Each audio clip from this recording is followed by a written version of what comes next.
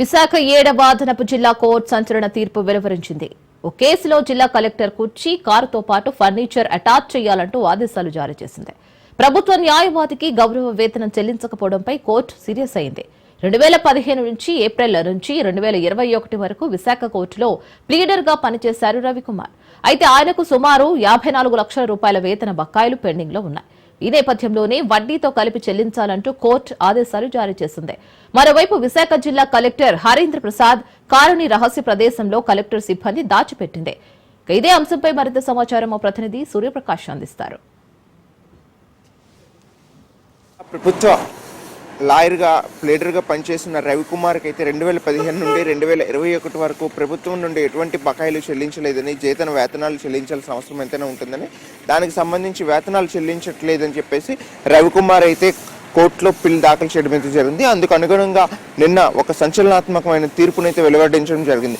7వ అదనపు కోర్టు అయితే పూర్తిగా అయితే ఇక్కడ విశాఖపట్నం జిల్లా కేంద్రంగా ఉన్న విశాఖపట్నం కలెక్టరేట్ పరిధిలో ఉన్న అన్ని యొక్క సామాగ్రిని కూడాను పూర్తిగా దాన్ని అటాచ్మెంట్ చేస్తూ, అలానే దానికి సంబంధించిన వచ్చే డబ్బుల్ని అయితే ఆ యొక్క ప్లేడర్కి ఇవ్వాల్సిన అవసరం ఎంతైనా ఉందనే విషయాన్ని తెలియజేస్తూ 53 లక్షల రూపాయలు బకాయిలతో పాటు 12% ఇంట్రెస్ట్ని కూడా దీనికి అటాచ్ చేసి కలిపి చెల్లించాల్సిన అవసరం ఉందనే విషయాన్ని అయితే కోర్టు తీర్పు వెలువడించడం జరిగింది. ప్రస్తుతం జిల్లా కలెక్టరేట్ పరిధిలో ఉన్న ఈ యొక్క ప్రాంతంలో ఉన్నాము. లోపల ఏదైతే సామాగ్రి ఉందో కలెక్టరేట్ సామాగ్రితో పాటు కలెక్టర్ చైర్ మరియు కలెక్టర్ కార్ని కూడా అటాచ్మెంట్ చేస్తూ కూడా మనకి కోర్టు ఈ యొక్క తీర్పును ఇవ్వడం అయితే జరిగింది. 2015 ఏప్రిల్ నుండి 2021 వరకు విశాఖ కోర్టులో ప్రభుత్వ ప్లేడర్గా పనిచేసిన రవికుమార్ సుమారు 54 లక్షల రూపాయలు వేతన బకాయిలు చెల్లించకపోవడంతో కలెక్టర్ ఆఫీస్ సామాగ్రిని అటాచ్మెంట్ చేయాలని అదనపు జిల్లా కలెక్టర్ జడ్జి శ్రీనివాసరావు ఆదేశాలు జారీ చేయడం అయితే జరిగింది. అసలు దీనికి పూర్తిగా ఏమవుతుందంటే 2015 ఏప్రిల్ నుండి 2021 వరకు ఈ యొక్క బకాయిలు చెల్లించకపోవడంతో ఈ రవికుమార్ అనే వ్యక్తి, ప్లేడర్ రవికుమార్ అనే వ్యక్తి అయితే కోర్టులో పిల్ దాఖలు చేయడము, ఈ ఏడాది జనవరి 31వ తారీఖున రవికుమార్ 72 నెలలు అంటే దాదాపు 2015 నుండి మొన్నటి వరకు జనవరి 31 వరకు కూడా రవికుమార్కి 72 నెలలుగా వేతనాలు చెల్లించడంతో పూర్తిగా ప్రభుత్వం నుండి కావచ్చు, జిల్లా కలెక్టరేట్ అయితే విఫలం కావడం అయితే జరిగింది.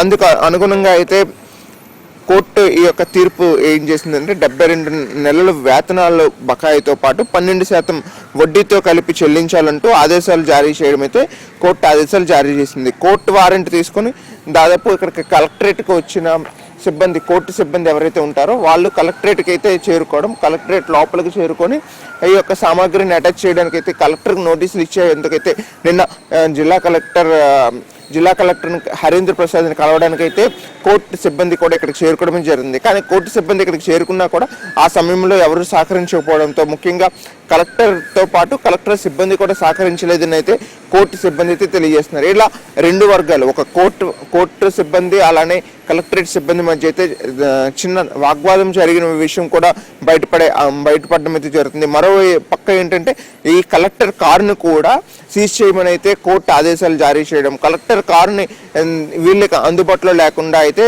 పక్కకు పంపించే ప్రయత్నాన్ని అయితే ఇక్కడ జిల్లా సిబ్బంది అయితే చేయడం జరిగింది. కోర్టు సిబ్బందికి జిల్లా సిబ్బందికి మధ్య జరిగిన వాగ్వాదంలో పోలీసులు కూడా ఎంటర్ అవుతూ సిఐ భాస్కర్, ఇక్కడ మనకి ఈ కలెక్టరేట్ పరిధిలో ఉన్న సిఐ భాస్కర్ కూడా అక్కడ చేరుకొని కలెక్టర్ కార్యాలయం నుండి కోర్టు సిబ్బంది వెళ్ళిపోవాలని చెప్పడంతో అయితే కోర్టు సిబ్బంది కాస్త ఆగ్రహాన్ని వ్యక్తం చేస్తూ ఈరోజు కోర్టులో కూడా దీనికి సంబంధించి నోటీసులు అందించి అక్కడ జరిగిన విషయాన్ని అక్కడ తెలియపరిచేందుకు వాళ్ళైతే కోర్టు సిబ్బంది కూడా తెలియజేశారు. ముఖ్యంగా కోర్టు సిబ్బంది తీసుకొచ్చిన ఈ యొక్క నోటీసులు అందుకోవడంలో కలెక్టర్ కార్యాలయం సిబ్బంది కూడా సరిగ్గా సహకరించలేదని ఆవేదన వ్యక్తం చేయడంతో కోర్టు ధిక్కరణ కేసు రాకుండా ముందుగా ఎలా ఉండాలని అయితే ప్రస్తుతం ఇక్కడ ఎవరైతే ప్లేడర్గా పనిచేస్తున్నారో గవర్నమెంట్ ప్లేడర్గా ప్రస్తుతం పనిచేస్తున్న ప్లేడర్తో అయితే మంతనాలు జరిపి వీళ్ళు కూడా తిరిగి మరొక కౌంటర్ దాఖలు చేసే అవకాశం కూడా ఉందనే విషయాన్ని అయితే ప్రస్తుతం మనకు తెలుస్తుంది.